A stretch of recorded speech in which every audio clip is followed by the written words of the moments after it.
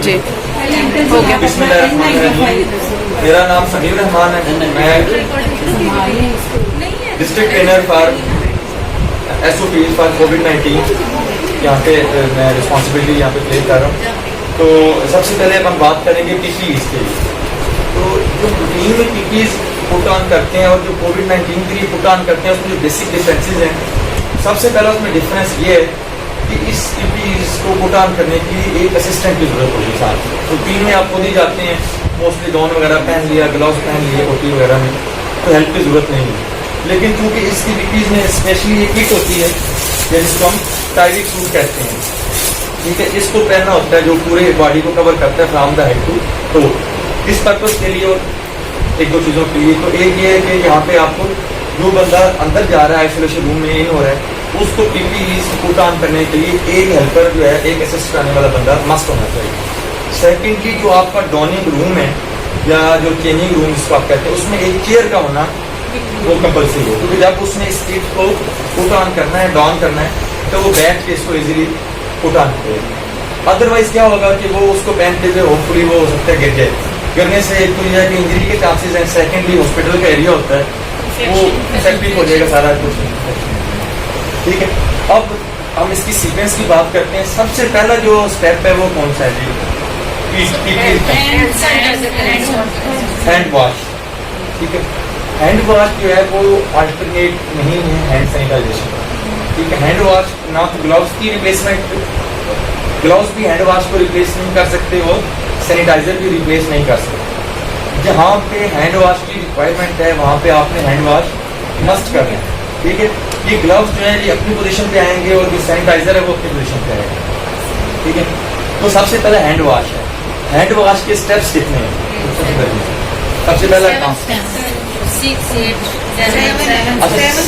8 steps हैं। अगर आप इसमें पहला स्टेप ऐड करते हैं, जो आपका टैप है, जो वाटर टैप, उसको ऑन करने को, या जो सैनिटाइजर है उसको जब आपने पुश करना है, ठीक है, वो एक है। और बाकी 7 स्टेप इसके अलावा, ठीक है। सैनिटाइजेशन के या जो आपका हैंड वॉश है, दोनों के स्टेप्स सेम है, ठीक है। अब जो सबसे पहला स्टेप है, ठीक है, वो ये कि आपने वाटर को अपने पोर करना है हाथ पे, या उसके बाद सोप वगैरह लगाना है, या सैनिटाइजर है तो आपने सैनिटाइजर को अपने हैंड के ऊपर पोर करना है। ये पहला स्टेप हो गया, ठीक है। सेकंड जो है आपने उसको उसकी आग बनानी है, फोम बनना है, ठीक है। ये और ये आपका फ्रंट एरिया भी साथ जो है वो दोनों हाथों का जो है वो आगे वाला एरिया, उससे आप उसको आपस में रब करेंगे, ठीक है। 20 सेकंड आपने टाइम देना है हर मूवमेंट, ठीक है। तो पहली मूवमेंट आपकी जो होगी palm, front of hand. Second में जो है वो आपका बैक, ठीक है। और उसके अलावा फिर जो फिंगर्स का जो मिडल एरिया है बिटवीन द फिंगर्स, और उसके बाद जो चौथा स्टेप है वो कौन सा होगा? थम्स। दोनों हाथों के थम्स को आपने इस तरीके से क्लीन करना। पांचवा जो आपका आ जाएगा वो फिंगर्स इंटरलॉक, दोनों तरफ फिंगर्स को आपने जो फ्रंट वाला पोर्शन है उसका। और उसके बाद जो स्टेप है कौन सा आ गया? 7 6 आ गया, 7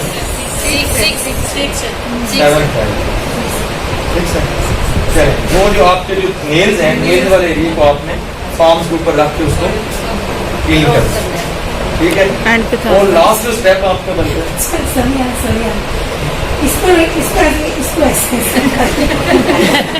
दोनों तरफ, राइट का लेफ्ट के ऊपर रख के और लेफ्ट का राइट के ऊपर, ये एक कर लो, तो उनको हम एक ही स्टेप में काउंट कर लें। और एंड पे आपकी जो रिस्ट है, रिस्ट को आपने अगेन दोनों, ठीक है। तो ये 8 स्टेप लगते हैं, ठीक है। और इस 20 सेकंड लगते हैं एक स्टेप पे, आप इसको मल्टीप्लाई करने कितना टाइम है। हैंड वॉश की पहले। अब उसके बाद आपने PPEs कौन सा सबसे पहले पुट ऑन करना है? First pair of gloves. अच्छा, यहाँ पे थोड़ी सी एक एक्सेप्शनल है कि समटाइम ये है कि आपने ये किट नहीं पहननी, अगर दूसरा गाउन है आपके पास, ये टाइप सूट अवेलेबल नहीं है, तो उसके लिए आपको शू कवर चाहिए, तो आप पहले शू कवर पहन लें और उसके बाद दोबारा से हैंड वॉश कर, ठीक है। क्योंकि अगर आपने ग्लव्स वगैरह पहन लिए हैं तो फिर हैंड वॉश जो है वो नहीं आप सैनिटाइज करते हैं, सैनिटाइजर से जो है वो हैंड वॉश ज़्यादा अच्छा है। तो आप पहले शू कवर को पुट ऑन कर लें और उसके बाद आप दोबारा हैंड वॉश कर लें, फिर आप फर्स्ट पेयर आप ग्लव्स को पहन लें। इसमें शू कवर होते हैं। अच्छा, अब हमारे पास टाइगिक सूट है, इसमें शू कवर की जरूरत नहीं है क्योंकि इसके एंड पे शूज लगे होते हैं। ठीक है, तो अब जो पहला स्टेप होगा वो हैंड वॉश है। सेकंड वाला फिर कौन सा होगा? Gloves. First pair of gloves. ये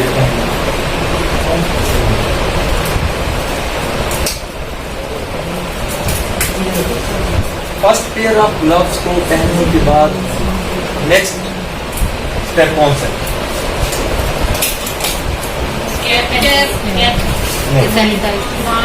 हैंड सैनिटाइजर।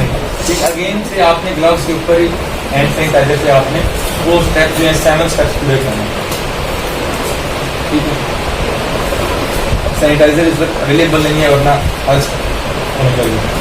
ठीक है जी, क्या हो गया इसके बाद? Hand sanitiser. ठीक है, हैंड सैनिटाइजर के बाद जो थर्ड स्टेप है वो क्या है जी?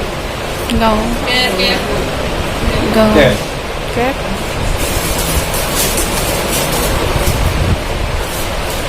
अच्छा, इसको पुट ऑन करने के लिए आपने इसको कंप्लीटली ओपन करना है एक दफा।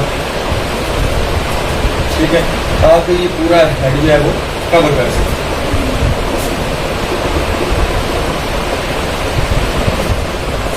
अच्छा, अब जब इसको अपने पुट ऑन करना, एक तो ये इसके जो दोनों एंड्स हैं, एक आगे होगा और एक पीछे होगा, जहाँ से आपने, और ईयर्स दोनों कवर होने चाहिए। जो बाल हैं आगे से भी और पीछे से, ये सारे इसमें कवर होते हैं, पूरा जो है बाल नजर ना आए। ठीक है, अब इसके बाद ये कौन बताएगा? Hand wash. वॉश तो नहीं, आप सैनिटाइज करेंगे। ग्लव्स पहने हुए तो आप हैंड वॉश। ठीक है, अगेन आपने हैंड सैनिटाइज करना है। अब उसके बाद आ जाता है मास्क। तो मास्क की टाइप्स हैं। ठीक है, ये फेस मास्क है जो हमने पहना हुआ है, सर्जिकल मास्क। ठीक है, और दूसरा ये रेस्पिरेटर है। सर्जिकल मास्क को पहनने का तरीका क्या है? इसकी कौन सी साइड फ्रंट पे आएगी, कौन सी बैक पे आएगी? जी, सबने पहना हुआ है, किसी साथी है तो किसी पहना हुआ है। इसका एक डार्क एरिया होता है, दूसरा लाइट एरिया। आप आउटसाइड पे कौन सा रखेंगे और अपनी तरफ? Dark side outside. अच्छा, इसकी लॉजिक आप बता सकते हैं? तो इन्फेक्शन ना फैले अपने आप से, उस वजह से व्हाइट एरिया पाएगा। अच्छा, ठीक है, मैंने इसलिए ये पूछा कि एक मिथ है, इसको भी आप लोगों ने खत्म करना है। WHO की तरफ से ऐसी कोई गाइडलाइन नहीं है कि कभी आप इसको ऐसे पहने, कभी ऐसे पहने। वो उसकी लॉजिक भी है। तो ये इसकी 3 स्टैंडर्ड लेयर्स, एक आउटर है, एक मिडल है और एक इनर है। आउटर लेयर जो है वो वाटर रिपेलेंट है, कि वाटर उसमें पेनिट्रेट नहीं करता। ठीक है, समटाइम्स फ्लैशेस वगैरह पड़ जाते हैं। जो मिडल लेयर है वो फिल्टर है, इसमें मेन जो है वो वायरसेस को, डस्ट पार्टिकल को फिल्टर करना है। और जो उसकी इनर लेयर है ये कॉटन की है, ये अब्जॉर्ब करेगी मॉइस्चर। जब स्नीजिंग होगी या कफिंग होगी या हम ये बातचीत कर रहे हैं तो जो भी एरोसोल्स निकलते हैं वो अब्जॉर्ब हो जाएंगे इसको। तो अगर आप इसको अपोजिट डायरेक्शन में यूज करेंगे तो ये वाटर रिपेलेंट है, वाटर, तो वो जितना भी लिक्विड है वो तो आपके चेहरे पे माशाअल्लाह एक लेयर बना देगा। ठीक है, तो ये और जो स्टैंडर्ड मास्क है उसकी 3 लेयर है, और अगर उसकी 3 लेयर इस सीक्वेंस में नहीं है तो अगेन वो मास्क है वो स्टैंडर्ड मास्क नहीं है। ठीक है, जब हमने इसको पुट ऑन करना है तो इसके ऊपर एक मेटल स्ट्रिप होगी। ठीक है, तो इसको हमने अपने फेस पे रख के प्रेस करना है। ठीक है, प्रेस करके इसकी आपने शेप जो है वो मेंटेन करनी है। ठीक है, दोनों हाथों जो आपकी बड़ी फिंगर है उसको आप रखेंगे नोज पे, और आपकी लिटिल फिंगर है उस पे इंडेक्स फिंगर के साथ आप उसकी शेप मेंटेन करेंगे, और उसके बाद जो आप उसको अपने कानों के ऊपर उसकी स्टेप्स का।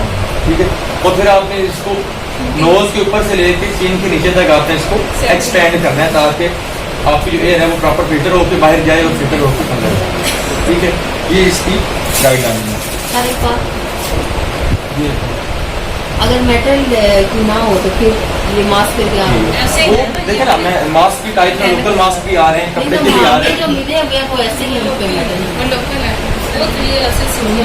मैं वही बता रहा हूँ कि जो SOPs हैं अब वो मास्क प्रोटेक्शन नहीं देगा आपको प्रॉपर, उसमें प्रोटेक्शन में ठीक है वो सब स्टैंडर्ड मास्क। जब आपने मास्क परचेज करना है या लेना है तो ये चीज़ आपने ध्यान में रखनी है। मैंने इसलिए बताया कि तो उसकी 3 लेयर्स हो, आप उसको देख लें चेक करके, और दूसरा उसमें मेटल स्ट्रिप हो।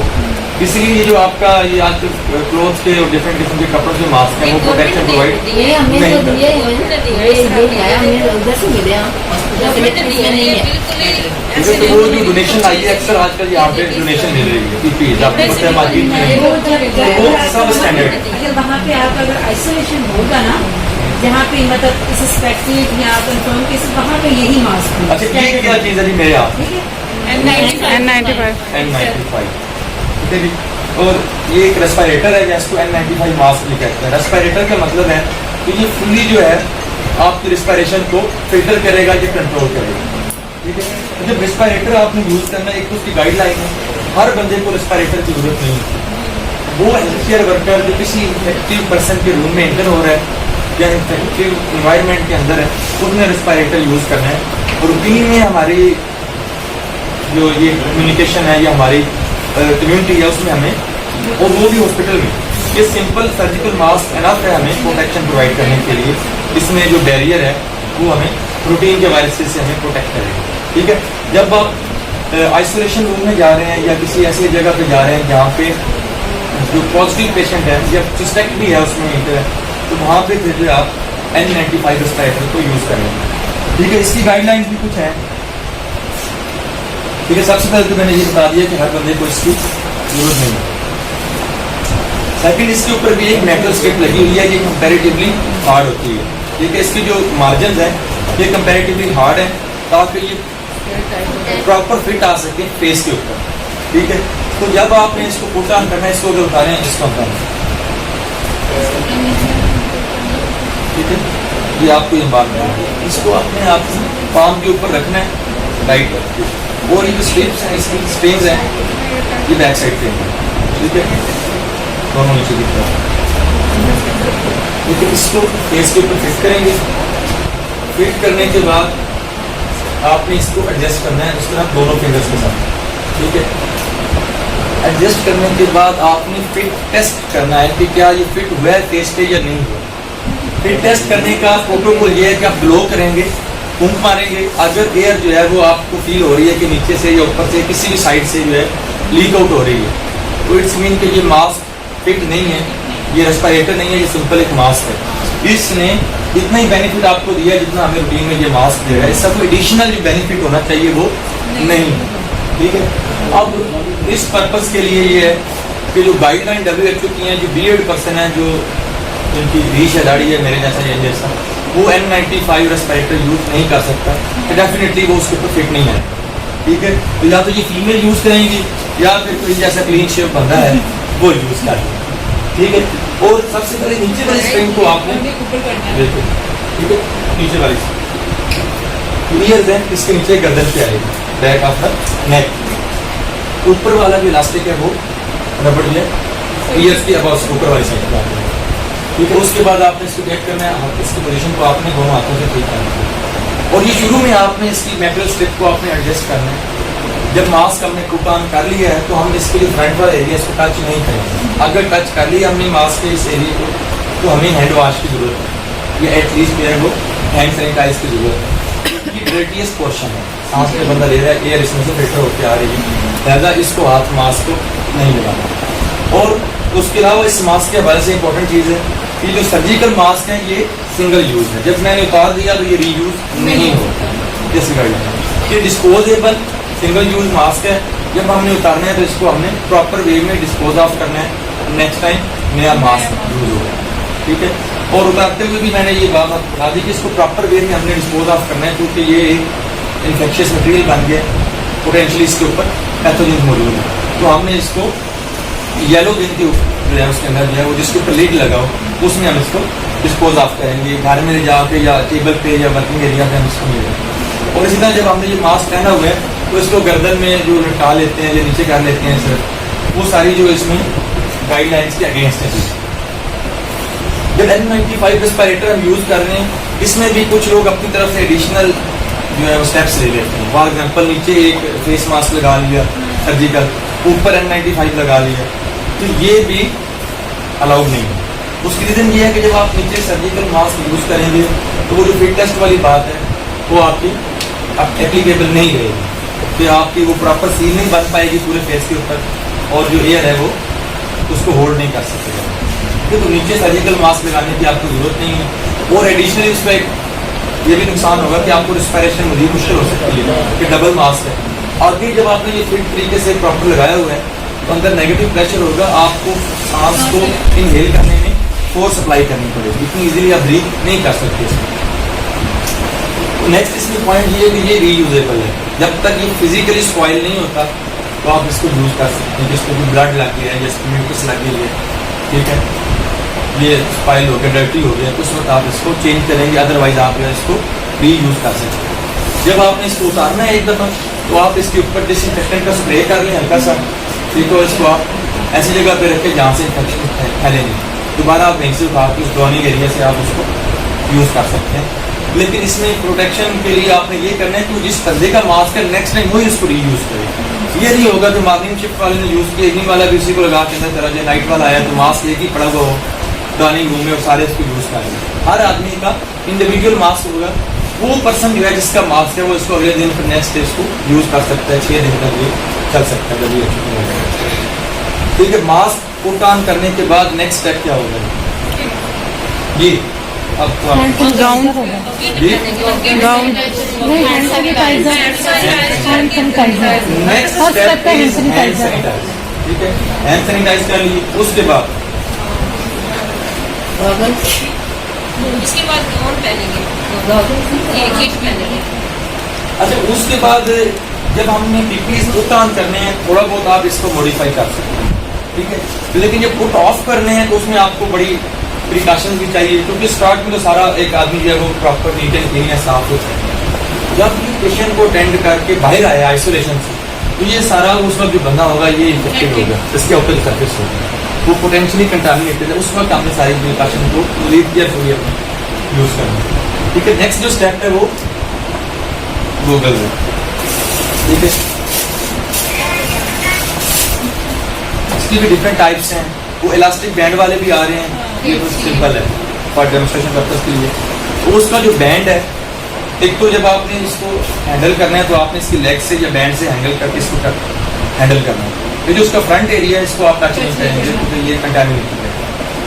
और बैंड की लेंथ को या इसकी लेग्स की लेंथ को ये एडजस्टेबल होती है, आप एडजस्ट करेंगे ताकि ये हमारे फेस के ऊपर फिट हो, टच करते रहे हमारी बॉडी को, गैप ना, एयर फ्लो को मिनिमाइज किया जा सकता है। तो जो बैंड वाले हैं वो ज़्यादा जो है वो छोटे वाले, उनकी जो बैंड की लेंथ है वो एडजस्ट हो सकती है, ठीक है, उसके साथ एक बना होता है उसको एडजस्ट करना है, या आप उसको पीछे से घेरा लगा दें तो उसकी लेंथ छोटी हो जाएगी।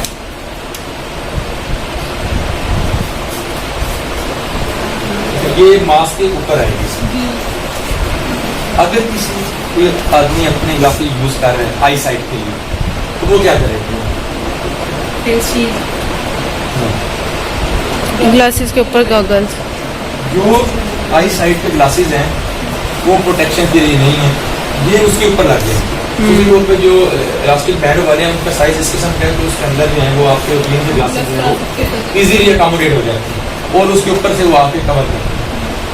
तो ये जो हमारे ग्लासेस हैं आई साइट के लिए वो रिप्लेसमेंट नहीं है आई प्रोटेक्शन।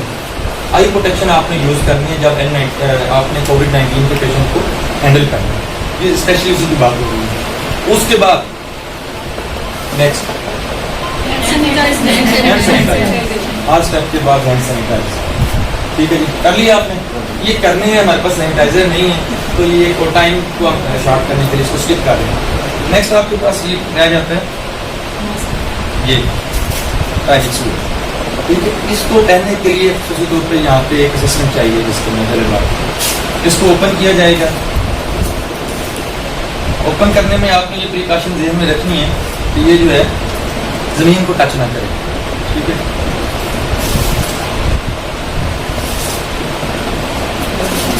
मालूम को मैं तो इसमें छुप जाऊंगी। कौन इतना लंबा है यार, जो छोटी स्टाफ होंगे वो क्या करेंगे? जो इसकी लेग वाला एरिया है इसको आपने वो फोल्ड करना है, जो बीच में जो इसका फोल्ड इसलिए करना है कि जब बैठ के पुट ऑन करना है तो ये जमीन को टच ना करें, ठीक है। तो एक हो गया, इसको पकड़ें, ठीक है। अब देखें आपको ये खुद से नजर आ रहा है कि यहाँ पे सेकंड पर्सन की जरूरत है, अदरवाइज ये जमीन को टच कर देगा। अभी नहीं बैठना, हम इसको उठा लें।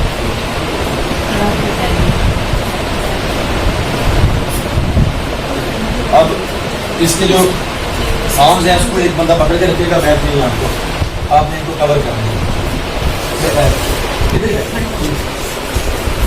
ठीक है। शूज उतारने आप, ठीक है। शूज उतार के आपने इसके अंदर, क्योंकि इसके साथ शूज ऑलरेडी लगे हुए हैं इसलिए हमने शुरू में शू कवर नहीं करना।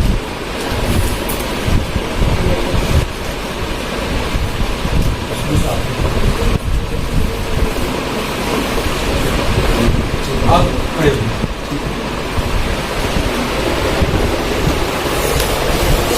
ये एक बार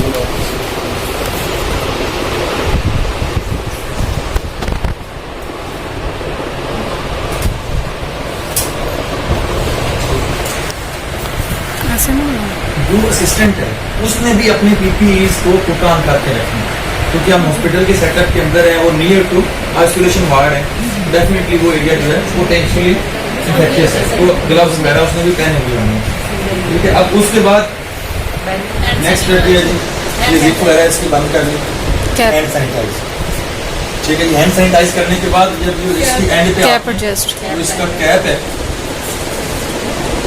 इसको एडजस्ट करना और इसकी जिप को क्लोज करने का जो वे है वो ये है कि ये